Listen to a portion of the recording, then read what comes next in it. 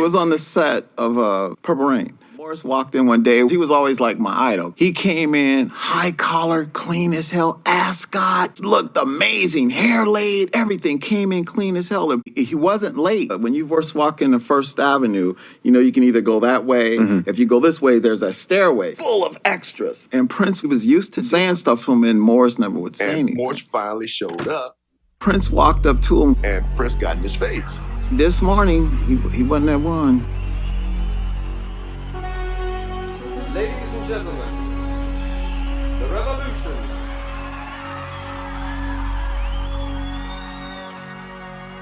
We came to the picture sort of like with singular personalities and sort of self-possessed in our own lives. That translated to each one of our personalities with an instrument. Bobby was always the gentleman and put together, and that reflected in his absolute pocket, meat and potatoes, 4 on the floor drumming. Sturdy Lisa, ethereal person, sort of walks on air, whispers when she talks. Her music sounds that way. Matt, he is like a doctor, and he's like got a bit jerkiness, and he's like, and he can play his keyboard and get from the left side of the 88 keys all the way to the right side faster than any human being, and he's a hummingbird. And this one is the sexy, gorgeous, just like all-encompassing, curious flirt. And that's how his bass sounds. Shall we begin? Yes, Lisa. Are you gay? Now we had these 2 girls in the band, white girls. We were lovers. We were girlfriends. Like, he was like, wow. This could be great. I think he loved it. Loved it. Will you say this? Okay. He was nervous when he asked it. There was always like, are they gay? Are they not? So, and he was working that angle. Are you gay? That's what it meant. Do you want to get in the bathtub with me, Lisa? Or are we lovers? I think that, Princess suggested. I didn't know it then. Did you know it? I mean, here, say this. Yeah, it was a fantasy for him in a lot of ways, It came true, and they hit it off so well, and then he met her sister, and they fell in love, and we were a family, We kind of thought we were going into making a cult movie, that we were just going to make this film that was going to be the secret world that we have, It almost felt scary, and I was ambivalent at first about, like, what is happening here, and where is he, and why is he not at rehearsal right now, and then the more we started working on it and the more people became attached to it. Strangers started showing up at our warehouse. I didn't know because we're doing a movie. Yeah. Okay. We're doing a movie. I mean, I've never done a movie before. Prince just didn't, we did videos and everything, but to speak and talk in a motion picture was just like, how's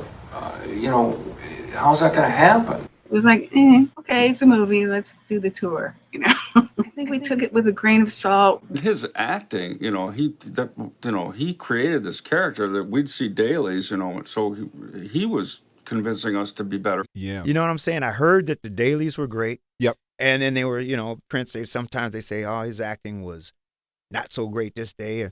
Oh, then they're like, the kid did all right today, it was decent. I mean, if you just put this certain kind of formula in there and Rocky, like win the game and stuff, let's try and make more out of this. And Prince was so capable. We saw him make mistakes and learn things and work on things, but he always rose above it. He always conquered it. Overall, I was just hearing that the dailies were great, but I had no reason to believe that the movie was going to do anything. Funny thing is, Prince, during the editing, I think he was skeptical himself. It was a surprise. The idea of the movie came from him. It really felt like this is a sure thing. He had to act every day, and then his choreography and... I knew that it was important. I knew who he was. I have the Rolling Stone cover of Prince and Vanity. This was going to be a launch for me. Something special was happening. And I even told Prince, I said, you're going to win the Oscar for your music. He knew the soundtrack. I think he knew. The music was so good. He understood people's behavior so well. All it needed was just a couple little pushes of emotional things, to hold it together between the cool songs. When it finally got rolling at First Avenue, we closed First Avenue down in Minneapolis for about a month. And, I think it was 25 days. It also, the thermometer dipped to like a minus 28 with a 40 below wind chill. I felt sorry for all the LA crew that had to come there, but that was added to the element of it. We shot the Prince performances in 5 days. Generally, when you have to do 12 songs, you have 3, 4, 5, 6 months, easy. We had 7 days. So we now are going to lose the film to Film Finance Company unless I can figure out how to shoot the music in like 10 days rather than a month. So I work on Prince a little, saying, Albert's going to want to take different shots of you on every take. He's going to want 6, 10, 12 takes for each performance of yours. And I knew he exploded. No, I'm giving him 1 or 2. I go back and I say, you're only going to get 1 or 2 takes. So they gave me 2 takes per song. But I'm facing a situation where I got to do all these songs in 7 days. So what we ended up deciding, we would do a song before lunch and a song before dinner.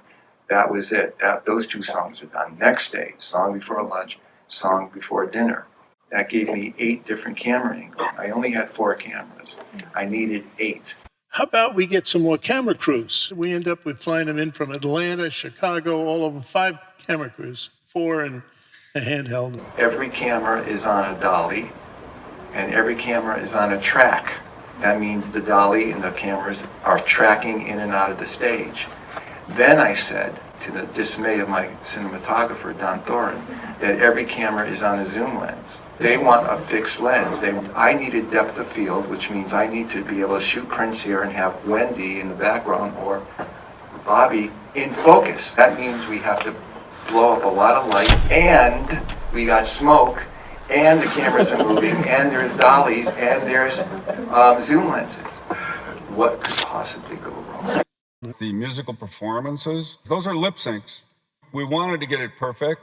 Obviously, it was our own recording, so we could master it. They had that locked down, and when we saw the rehearsals, we were able to tape the stage, so at least the cameramen, if they could see through the smoke and the lights that were hitting them in the eye, could say, okay, he's 50 feet from me, he's 25, fine. And then because I knew I was editing, I was able to tell everybody, calm down, don't worry about it, I'm the one that's cutting it, so don't try to be perfect. Get jagged, I can use jagged, I can use out of focus, I can use a lens flare.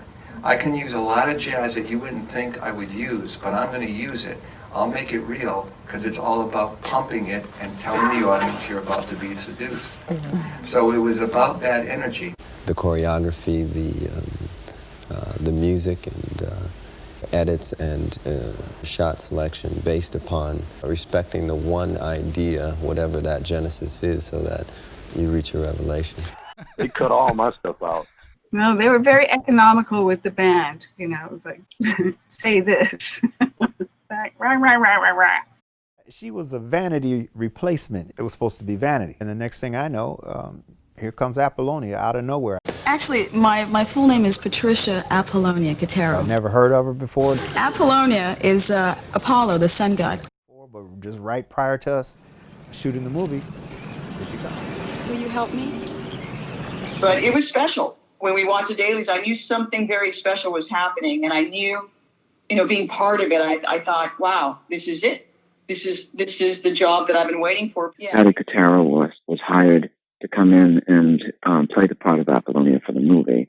Apollonia 6 wasn't something Prince looked at as a long-term association. Yeah, it snowed that night. We had our stuntman, Al Jones, in the water with the wetsuit. He says, when you first stand up, he goes, you're going to sink. There's mud underneath. So I'm going to grab your feet and I'm going to push you out of the water. I said, all right. And I did break a thin sheet of ice when I jumped in. It was so damn cold, I panicked and I kicked him. The dialogue came out different. It was just, crazy. We did it, I think, 3-4 times. And by the last time, I started getting hypothermia and the nurse started getting really worried. She was panicking and I thought, this is it? Like, I'm going to check out, like, right here? I'm not even finished with this movie. That ain't Lake Minnetonka. And, she took me to a tent, called the ambulance. I think I'm going to lose her. Felt like I was getting weaker and weaker. Prince ran inside and then started to babble. I got to finish. We got to get more in the can. I was just excited because it was going to allow me to buy food and pay my bills. I made 50 grand and that was it. And I had to use that 50 grand to pay my band weekly. After finishing Purple Rain and all that, I think my check was like $330. The Ice Cream Castle album, I'm produced by Jamie Starr, co-produced by Jesse Johnson. It wasn't on there on the publishing shit. I don't even think Jungle Love said my name on the record, though. It came off years ago because Prince was vindictive when you left him. Prince was so funny. Now it makes me angry because he made up credits. And so songs like A Million Miles was a Vanity 6 song. I wrote the music to that. He didn't give me credit on that, but he gave me credit on a song I had nothing to do with. And he'd make me sign things like, sign here that you wrote it, but you won't get credit. And then sign here that you'll get credit, but you didn't write it. And I'm like, why?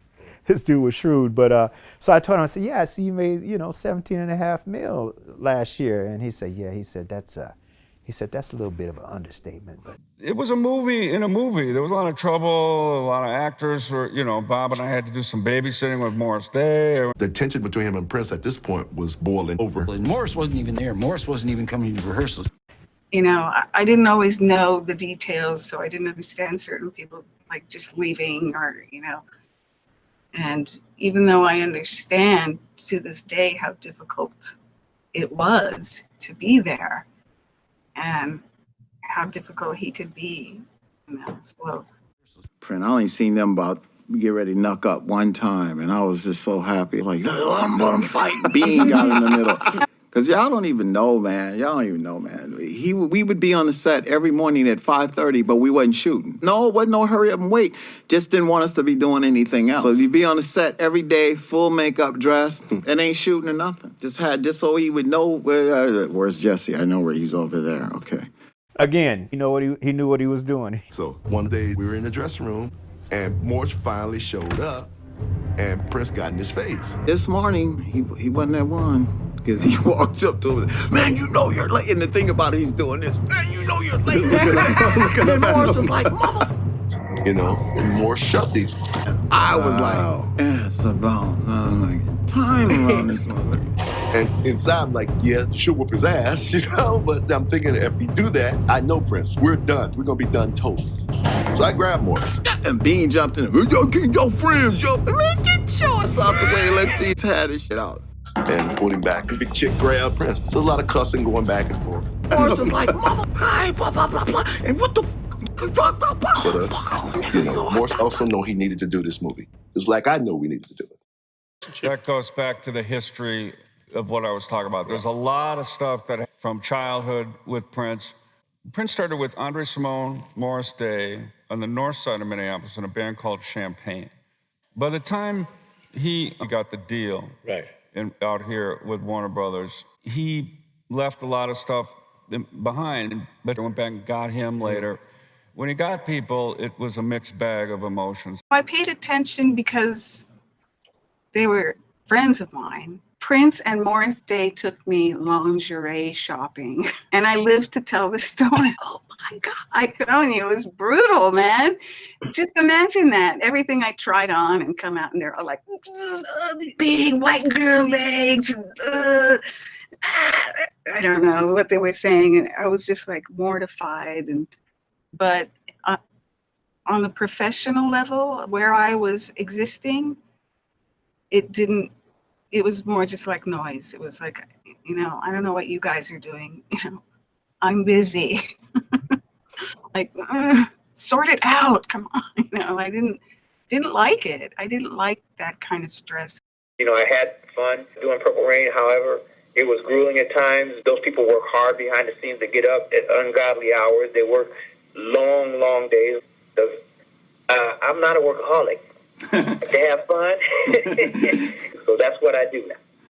Finally, Prince got pissed. That was the last nail in the coffin as far as Morris was concerned. And of course, he went along with the program and did Purple Rain with the new band. But as soon as the film was in the can, they were done.